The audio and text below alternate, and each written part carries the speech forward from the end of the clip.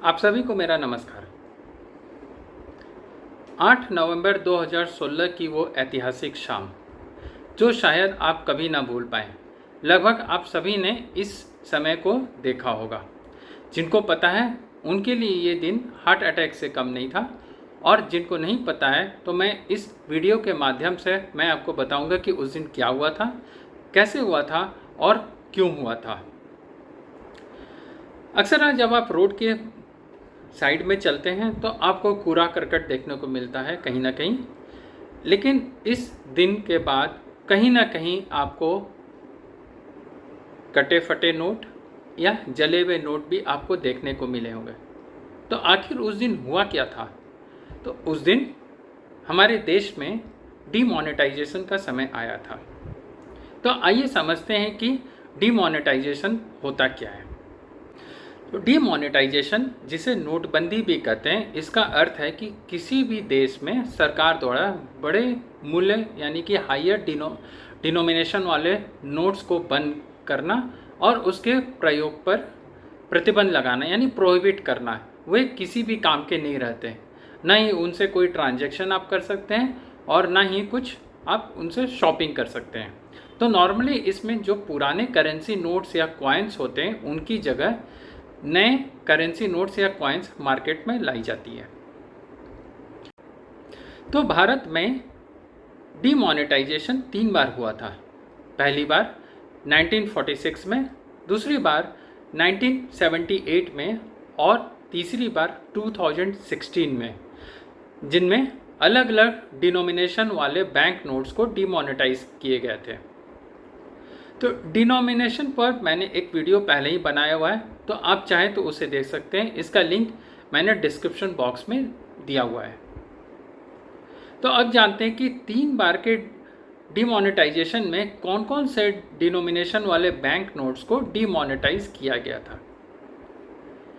तो बात आज़ादी से पहले की है, जब गवर्नमेंट ने 11 जनवरी 1946 को अनाउंस किया कि 500 रुपये, 1000 रुपये और 10,000 रुपये के बैंक नोट्स को 12 जनवरी 1946 से लीगल टेंडर नहीं रखा जाएगा, यानी कि अब वो वैलिड नहीं रहेगा।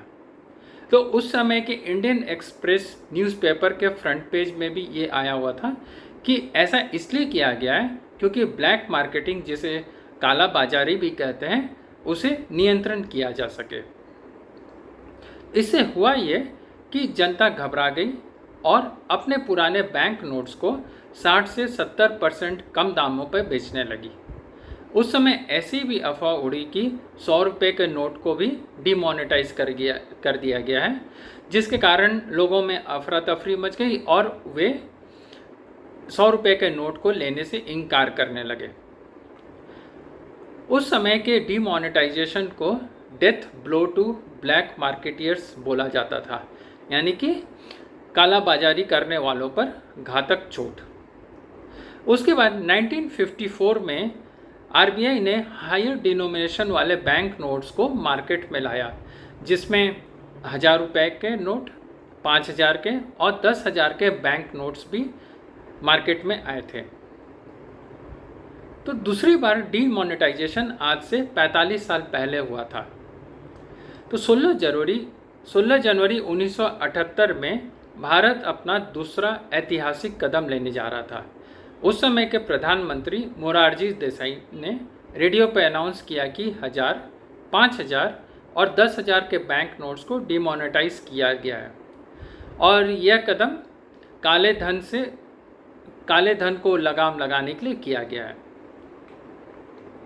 तो जिन लोगों के पास ये करेंसी नोट्स थे उस समय पे, तो उन्हें 1 हफ्ते का समय दिया गया था, यानी कि 24 जनवरी तक, और उन्हें इन बैंक नोट्स को बैंक ब्रांचेस में जाके उन्हें रिटर्न करके नए नोट्स उनको वापस मिलने थे। और उन दिनों में 1978 में ये जो 1000, 5000 और 10,000 के जो करेंसी नोट्स हुआ करते थे, ये आम लोगों के पास नहीं हुआ करते थे क्योंकि इनका डिनोमिनेशन बहुत हाई था। और जो तीसरी बार का जो डीमोनेटाइजेशन है वो आज से 6 साल पहले हुआ था। तो 8 नवंबर 2016 को शाम के वक्त सभी न्यूज़ चैनलों पर यह ब्रेकिंग न्यूज़ आई कि रात 8 बजे प्रधानमंत्री नरेंद्र मोदी देश को संबोधित करने वाले हैं। और रात 8 बजे मोदी जी जैसे ही इस देश को संबोधित करने के लिए आए तो सभी के दिलों की धड़कनें बहुत तेज हो गई और हर कोई अपने अपने अनुमान के मुताबिक सोचने लगा कि वो क्या बोलने वाले हैं।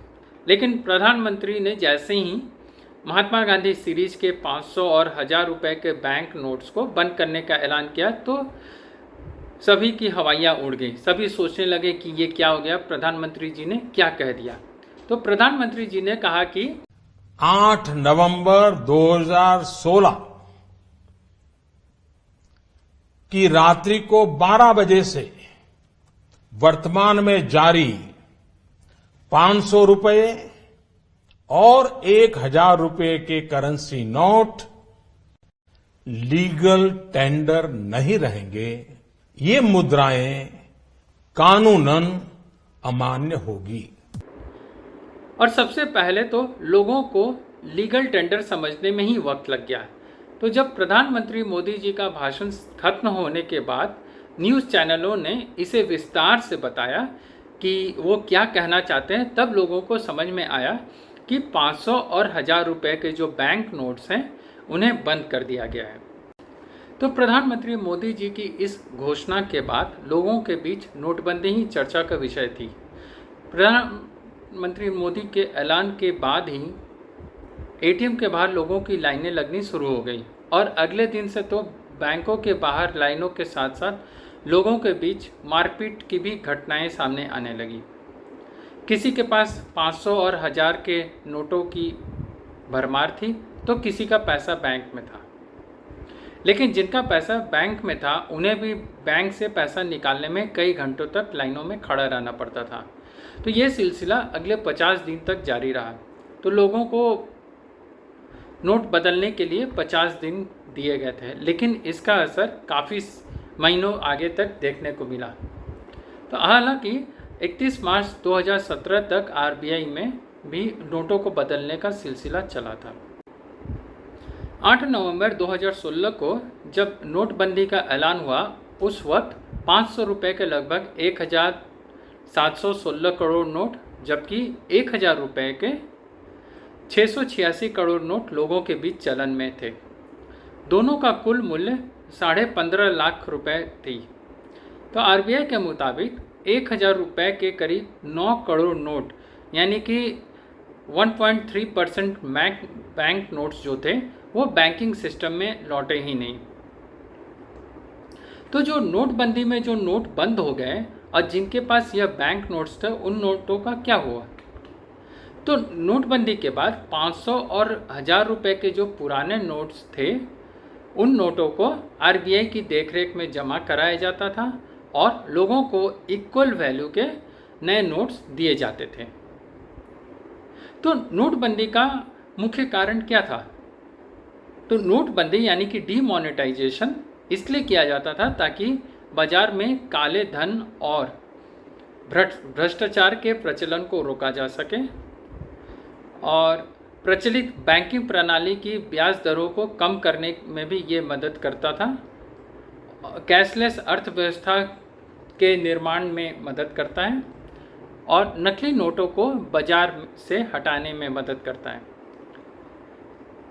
और आखिर में जो असामाजिक गतिविधियां जैसे कि हत्या, चोरी, अपहरण, डकैती, धोखाधड़ी या उनके ऊपर जो भी खर्चे होते थे वो डिमोनेटाइजेशन के कारण कम हो गए। तो आशा करता हूँ कि आपको यह वीडियो पसंद आया होगा और आपने कुछ सीखा होगा।